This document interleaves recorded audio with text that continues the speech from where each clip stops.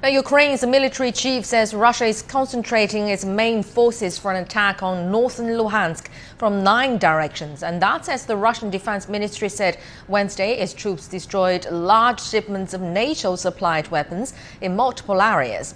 Russia has also accused Ukrainian forces of disrupting a humanitarian corridor from the Azot plant in Severodonetsk. Now, David Biller reports in Lviv.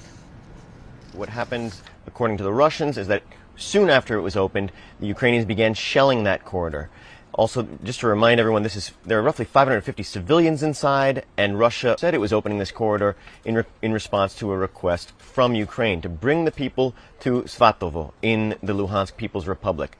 Now, a military leader from that breakaway state said that as soon as that opened, one elderly man made it out, and then the Ukrainians began shelling.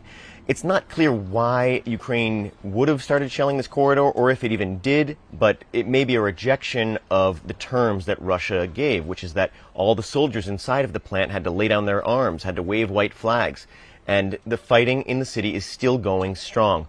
The governor of Luhansk province told my colleagues at the AP that it's really outgunned and outmanned in Severodonetsk, and this is a region that is extremely important to the Russian campaign right now. They're trying to take the Donbas region, and Severodonetsk is one of only 2 cities in Luhansk province that hasn't yet fallen to the Russians.